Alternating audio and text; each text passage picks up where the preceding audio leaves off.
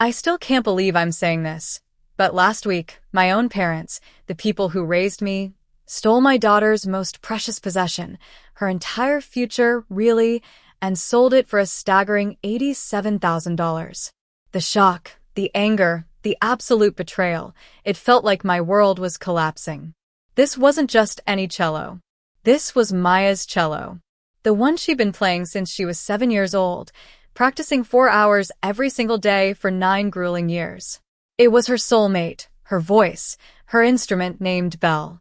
This was the cello that had just gotten her accepted into JUILLIARD, the most prestigious music school in the world. Maya, my sweet 16-year-old, is a prodigy. Her music teacher once called her, once in a generation. She'd just won the National Youth Orchestra competition, securing a full scholarship. We were celebrating, planning her future, dreaming of her playing in symphony orchestras across Europe.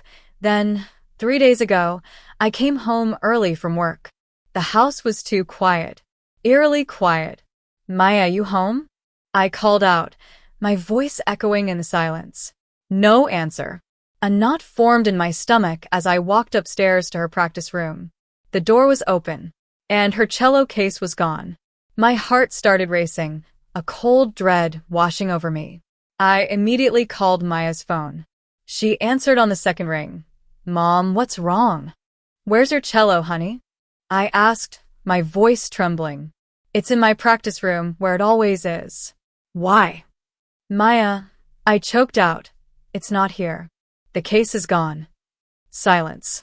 Then, a rising panic in her voice. "What do you mean gone?" "Mom, where is it?" "I don't know, baby." Stay calm.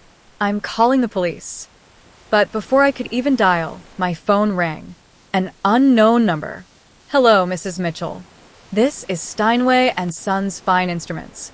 We're calling to confirm the sale of the 1860 3-valve cello. The buyer is picking it up tomorrow." My blood ran cold. I didn't sell any cello. What are you talking about? A pause on the other end. "Ma'am, we have documentation showing that Richard and Susan Mitchell, the owners of the instrument, authorized the sale 3 days ago." Richard and Susan Mitchell. My parents. My own parents. They don't own that cello. It belongs to my daughter. According to our records, the voice continued, unwavering. They presented original purchase receipts from 1998, showing they bought the instrument. They are listed as the legal owners. My hands went numb. I felt a dizzying surge of disbelief and fury. "How much did they sell it for?" I asked, the words barely a whisper. $87,000. I hung up, my mind reeling. I called my parents immediately. Mom answered, her voice saccharine sweet. "Laura, sweetheart, we were just about to call you." "Mom."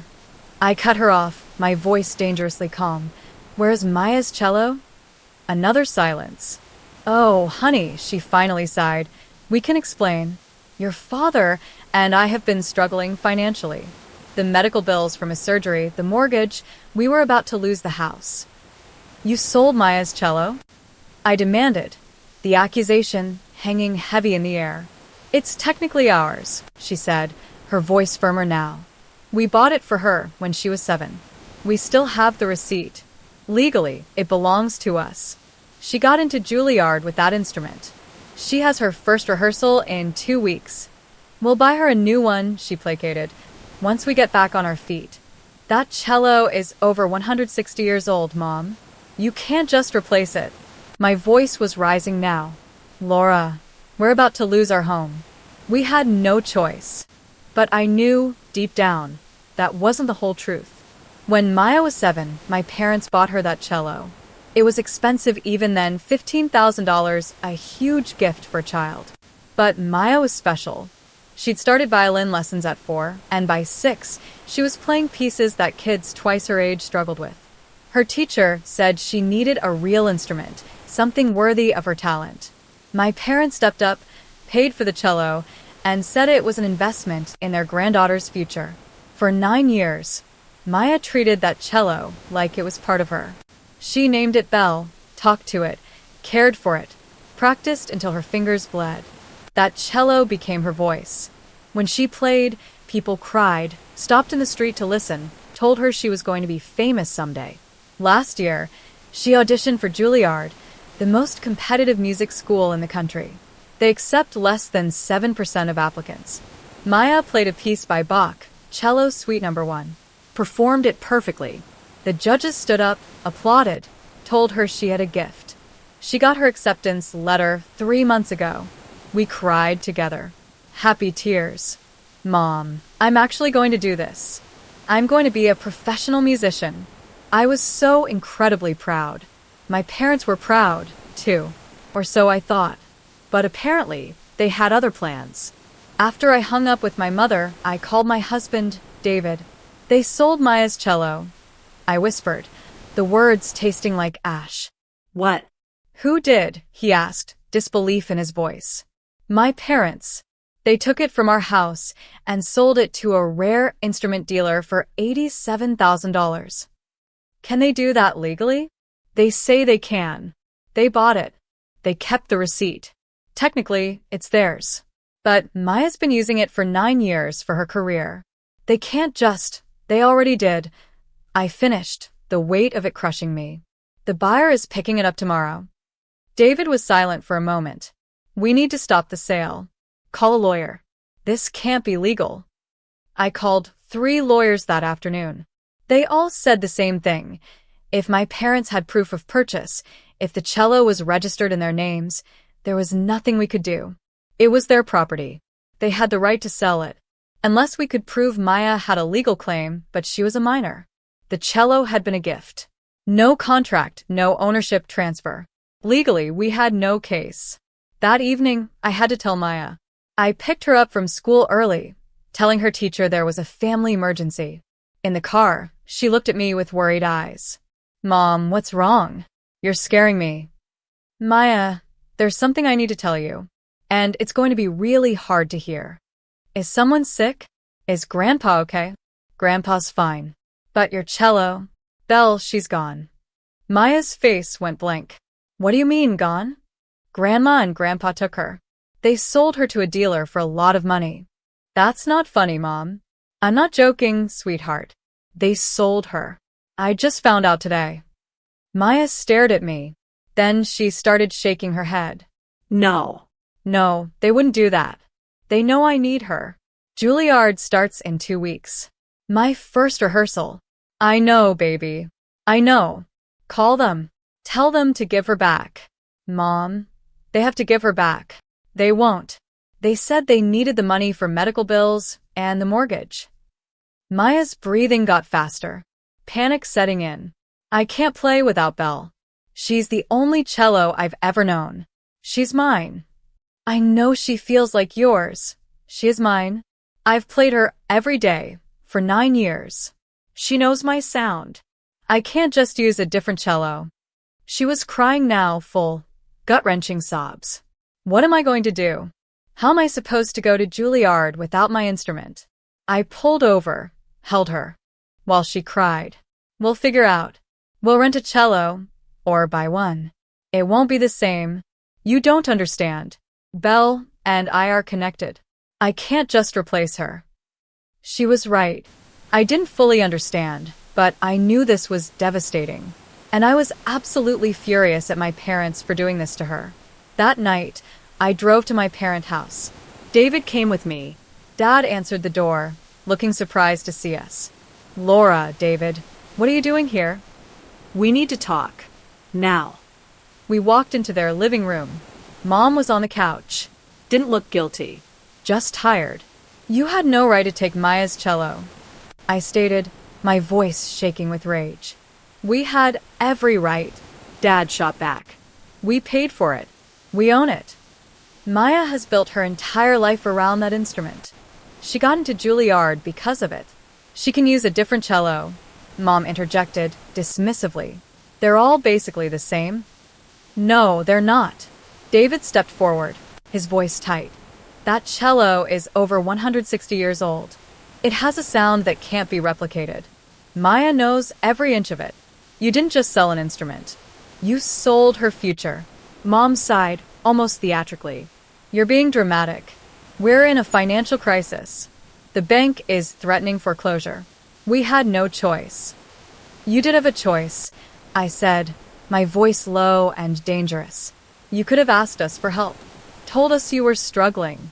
We would have found a way. We're not asking our daughter for money, Dad said firmly, puffing out his chest. But you'll steal from your granddaughter? It's not stealing if it's ours. I looked around their living room. New furniture. A brand new, enormous TV.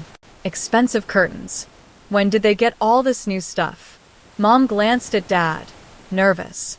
What new stuff? This couch. That TV. Those curtains. They're new. You bought them a few months ago. What does that have to do with anything? You just said you're about to lose the house. I pressed, but you just bought thousands of dollars worth of furniture? Dad's face hardened. That's none of your business. It is my business when you're claiming poverty as an excuse to sell my daughter's cello. David pulled out his phone, scrolling through something. Richard and Susan Mitchell recently purchased items. He scrolled. A cruise to Alaska, $5,000. Last month. Mom's face went beet red. How did you... Facebook, Susan, David said dryly. You posted pictures. I stared at them, speechless. You went on a cruise last month, but you're about to lose your house? Silence. The truth hung heavy in the air, a sickening stench. You're not in financial trouble, are you? I whispered, the realization hitting me like a physical blow. You just wanted the money. Laura, you don't understand. Dad began. I understand perfectly. I cut him off, ice in my veins. You saw an opportunity to cash in on something valuable, and you took it without caring about what it would cost Maya. That cello has been sitting in your house for 9 years, gaining value. Dad argued, as if this was perfectly logical. We had a right to benefit from our investment. Your investment? I scoffed. You gave it to her as a gift, and now you're taking it back? You need that money more than she needs an old cello.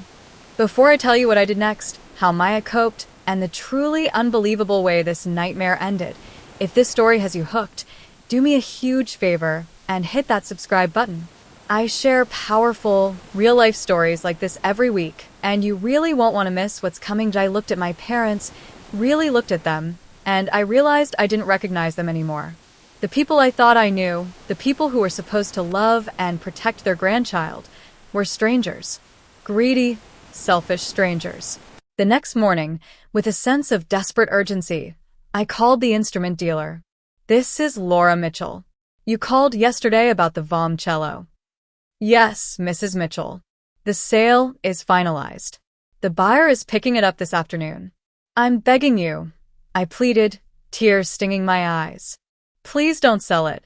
That cello belongs to my daughter. She needs it for JUILLIARD. I'm sorry, ma'am, but the legal owners authorized the sale. My hands are tied. What if I match the price? I blurted out, a wild idea forming. $87,000. I'll pay it right now. A pause. The buyer has already wired payment. The contract is binding. I felt my last hope slip away, dissolving into despair. Can you at least tell me who bought it? I'm not at liberty to disclose that information. I hung up, sank to my kitchen floor, and cried. Maya stopped eating, stopped sleeping. She just sat in her practice room, staring at the empty space where Belle used to be. Her JUILLIARD start date was 10 days away. We rented her a professional-grade cello. It cost us $3,000 for the semester. She tried to play it. She lasted 5 minutes before she broke down. It's not right, she sobbed. The sound is wrong. The weight is wrong. Everything is wrong. You'll adjust, baby.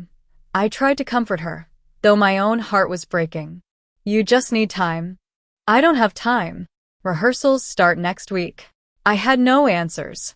Just a growing emptiness. On day 7, our doorbell rang. A delivery truck. The driver handed me a clipboard. Delivery for Maya Mitchell. I didn't order anything, I said, confused. Someone did. Sign here. I signed, my hand trembling slightly. He wheeled in a large case. A cello case. My heart stopped. I opened it carefully. Inside was Belle. Maya's cello. There was a note. It read, "Mrs. Mitchell, I'm the buyer who purchased this instrument. After reading about your daughter's situation online, I realized this cello belongs with her, not in my collection. Please accept her back as a gift. No payment necessary. Some things are more valuable than money. Tell Maya to make beautiful music. Sincerely, a fellow musician." I screamed for Maya. She came running, saw the case, and fell to her knees. "Belle," she whispered, tears streaming down her face. She opened it fully, touched the rich, warm wood, and sobbed. "She's home. She came home." She played for 3 hours straight that night. The most beautiful, heart-wrenching, joyful music I had ever heard. I never spoke to my parents again. They called, texted, even showed up at our house. I didn't answer. They had shown me who they truly were, and I believed them. Maya started at JUILLIARD 2 weeks later with Belle. She's thriving, playing in orchestras, building the career she always dreamed of. And somewhere out there, a stranger understood what my own parents didn't, that some things can't be replaced and some betrayals can't be forgiven. Thank you for listening to the end. If this story touched you, please like and subscribe. And remember, family isn't an excuse for betrayal. Your children's dreams matter more than your wants. Tell me, what would you have done in my place? Have you ever been through something like this with family? I really want to know your thoughts.